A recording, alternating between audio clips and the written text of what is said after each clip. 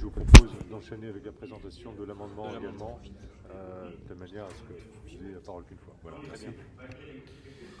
Merci Monsieur le Président. Chers collègues, notre groupe est évidemment favorable à toute aide utile aux entreprises et particulièrement en cette période de crise.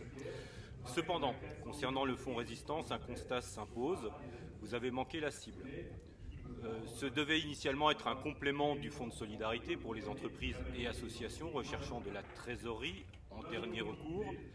Dans les faits, malgré l'exceptionnelle durée de la crise, fort peu ont pu en bénéficier. Je m'étonne du satisfecit qui vient d'être donné. En effet, Monsieur le Président, avec seulement 1400 bénéficiaires, je rappelle qu'on a 400 000 entreprises dans le Grand Est, et je ne parle pas des associations, on est visiblement dans un dispositif qui n'a pas pleinement concerné la majorité des entreprises, moins d'1%. 20 millions mobilisés, c'est certes une somme respectable, ça met simplement en rapport aux 8 milliards qui ont été attribués au titre du PGE dans cette même période par l'État auprès de nos entreprises sur le Grand Est. Il est légitime de s'interroger pour savoir si ce dispositif a réellement atteint son objectif. Alors pourquoi un nombre si faible d'entreprises bénéficiaires? On l'a vu, c'est un dispositif de subsidiarité bien évidemment, mais en revanche, quand on interroge les entreprises, elles nous répondent que beaucoup n'ont pas eu connaissance de ce dispositif. Alors c'est étonnant, puisqu'il y a eu un dispositif en revanche de communication institutionnelle extrêmement important.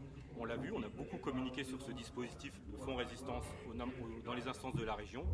Mais la question se pose sur la pertinence de la communication. Est-ce qu'on a touché réellement la cible, c'est-à-dire les entreprises qui pouvaient en bénéficier?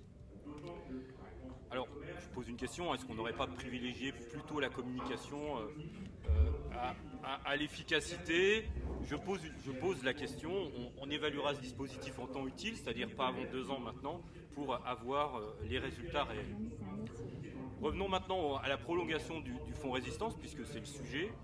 Pour les entrepreneurs, tous les outils sont évidemment les bienvenus, d'autant que, par exemple pour le commerce en particulier, la réouverture des magasins n'a pas forcément été synonyme de retour des clients. Certes, l'activité reprend, mais avec souvent une érosion des chiffres d'affaires liée tout à la fois aux jauges sanitaires et aux restrictions de circulation. On peut espérer que ces contraintes soient limitées dans le temps. En revanche, le changement de mode de consommation et en particulier l'achat en ligne semble plus durable. Il est intéressant de noter que vous avez choisi de favoriser cette évolution en incitant les commerçants à faire évoluer leur activité vers l'espace numérique. Ce qui implique des changements structurels dans les modes de consommation qui doivent interroger notamment sur l'état futur de nos centres-villes et de nos bourgs-centres. Demain, il faudra en anticiper les conséquences avec, on le sait déjà, une augmentation de la vacance commerciale, ce qui va tous nous concerner, chers collègues. En synthèse, l'activité pour beaucoup ne reprendra pas comme avant.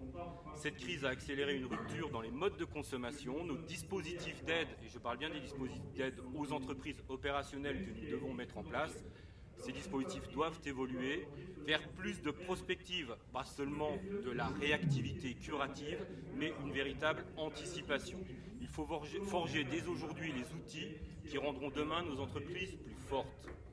Monsieur le Président, si on part du principe de l'utilité de résistance, ce que nous sommes disposés à croire, en tout cas pour les entreprises qui en ont bénéficié, même s'il a été sous-employé, alors pourquoi prolonger seulement jusqu'au 13 août?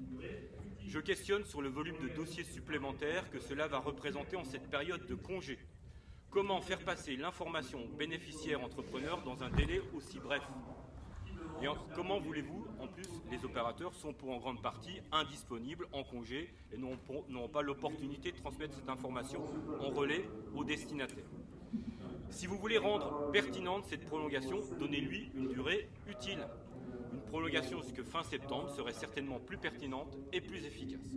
Monsieur le Président, nous voterons donc cette prolongation, mais à condition que vous acceptiez notre amendement qui demande la prolongation de cet outil jusqu'au 30 septembre. Alors, si vous voulez, je lis mon amendement.